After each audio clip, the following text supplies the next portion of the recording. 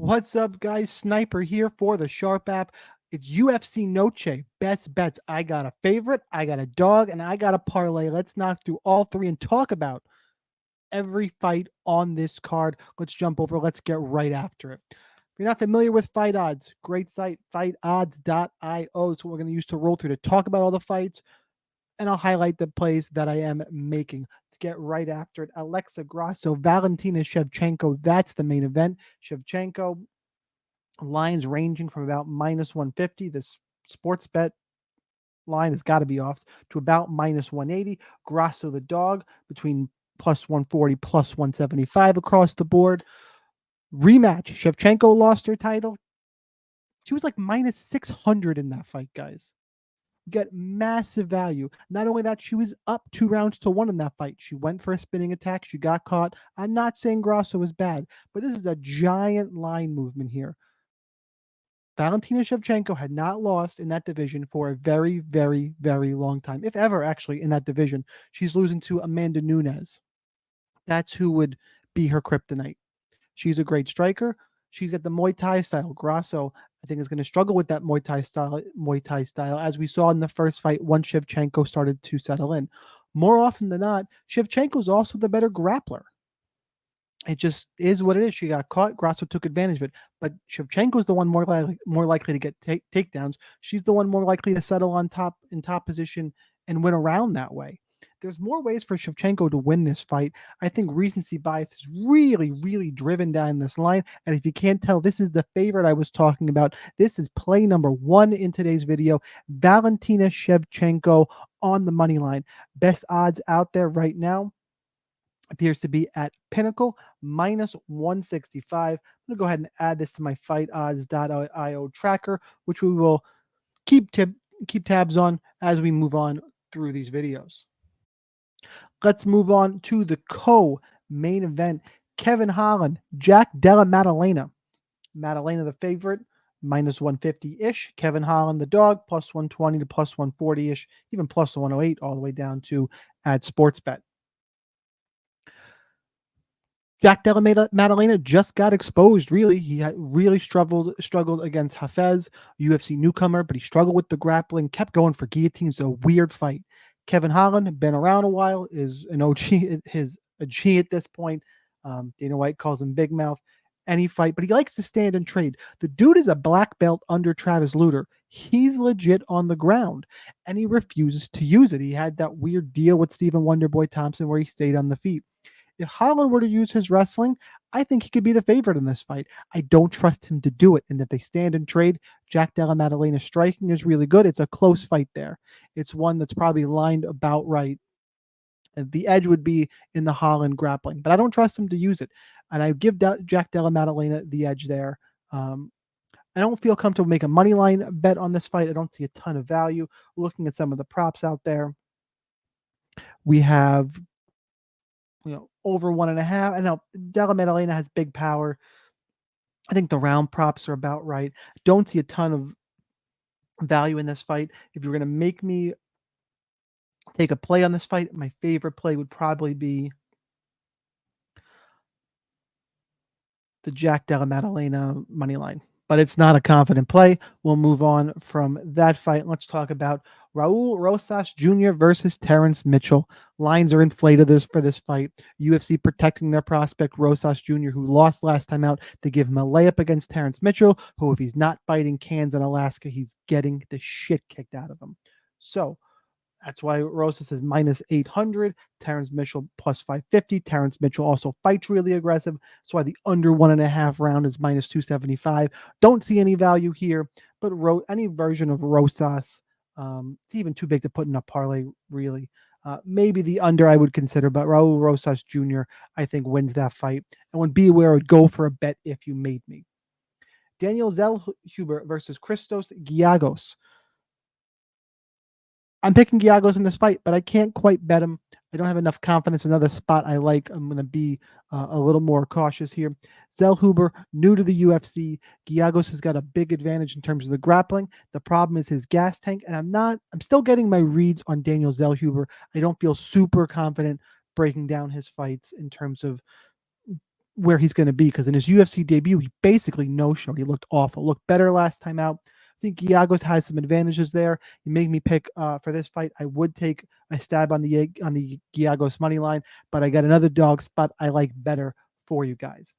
Next fight is Fernando Padilla and Kyle Nelson. I like Padilla in this one.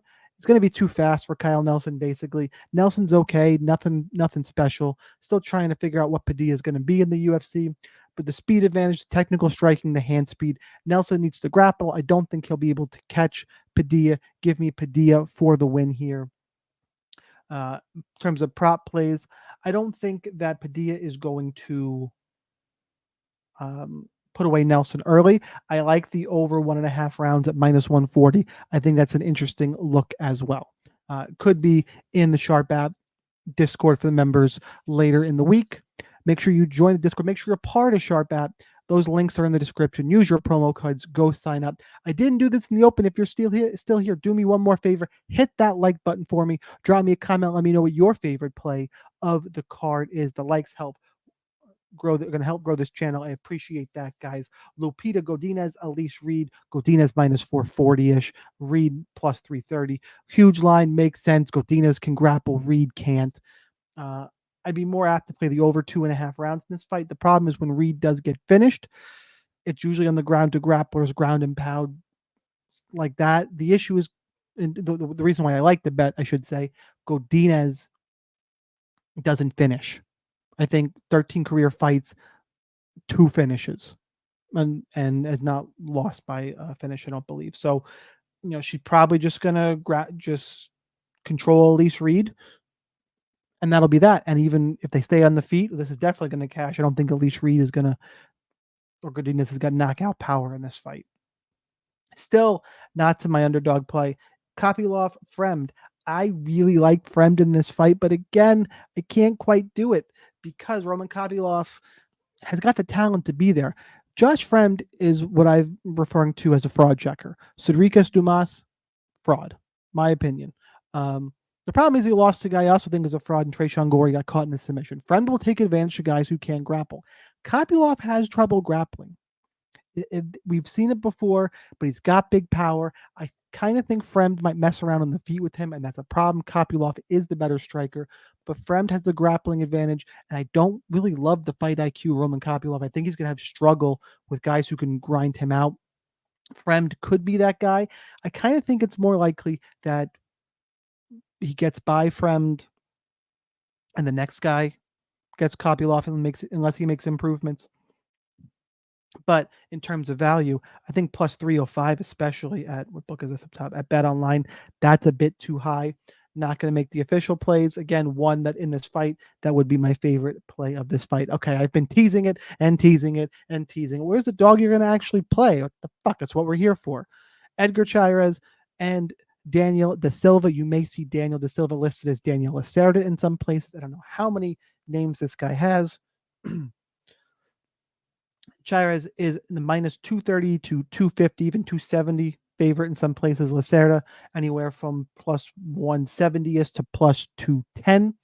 Let's dive into this fight a little more. I got the UFC stats pages up, and actually, let's jump over to Lacerda first. You may be worried, well, why would you take Lacerda? Doesn't make any sense. He's 0-4 in the UFC. Why is he even in the UFC? Because he's exciting as all hell, guys. Knockdowns in each of his last 2 fights. Knocked down CJ Vergara twice before he got knocked out in that fight. Knocked down Victor Altamirano in a wild 1-round fight.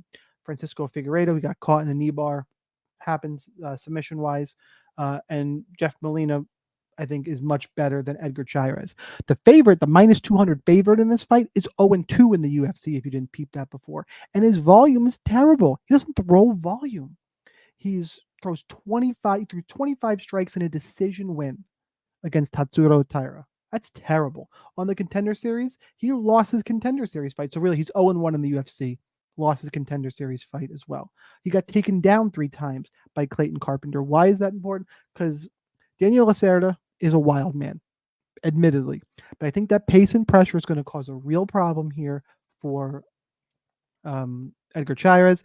On the feet, Definitely. If he goes to grappling, we've seen that, and Tatsuro Taira got Chairez down twice. Lacerda is gonna. I should be able to get him down. Has the advantage on the ground. He's more pressure on the feet. The problem is clearly Lacerda is not defensively responsible, and he's 0-4 in the UFC. And keeps getting finished. That's why the line is the way it is. But because of that, I do think we have some value here. I'm going to play Daniel De Silva as that straight up underdog. Best line on the board appears to be Bovada +2. We can go over here. What's this +212? I do want to make it. I don't play cloud bet, so I'm going to play this Bovada line here +210 on Daniel Da Silva.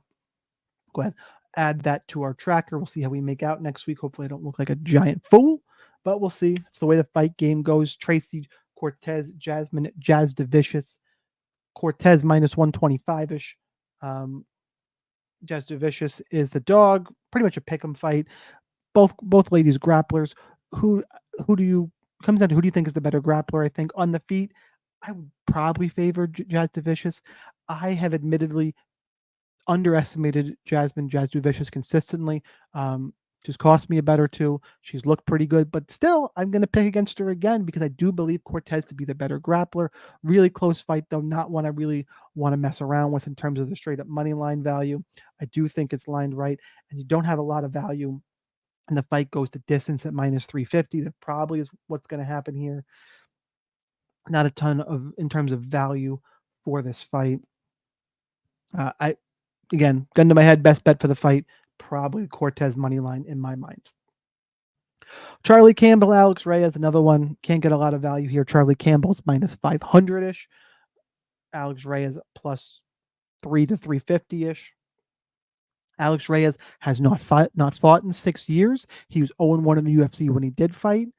I can't get past those intangibles. Can't do it. Charlie Campbell -500, lost on the Contender Series to Chris Duncan. It was a knockout. If you watch Contender Series at all, you remember it because he had Duncan real hurt, and Duncan threw a last gasp, just kind of wing and punch that you used to see in the old days, and it connected, and he got put away. So he's a legit fighter. He's got good grappling. He's fought since then, had to win on the regional scene. The line seems about right. There's no way I'm taking a stab on Alex Reyes with those intangibles I mentioned. Campbell looks better to me on film anyway. I do believe in ring rust, so probably the under 1.5 is something I would take a look at. But again, big numbers -450, fight ends inside the distance. Nothing I really love. Last fight before we'll go and we'll build our parlay here. Josephine Knudsen minus, it depends, 600 to 800. Marinic Man +400 to +550. Man is a late notice replacement for Yasmin Lucindo pulled out. Knudsen, better striker, probably going to grind her up against the cage. Just clinches her. Every time I watch her fight, she seems to be pin somebody up against the cage. It may not be exciting. It's probably how she's going to win this fight. The over 2.5 rounds -185 is a little interesting. Knudsen be a decision -110. Sure, those are probably the best plays on this fight. Just how I see this fight going. So we got our 2 straight plays. We need to do our parlay. Now, obviously, I can't mix and match books for a parlay. That would be insanity. So I got to scan through real quick and see who I want to add to our parlay. Raul Rosas Jr., that's -800 is a lot for a parlay.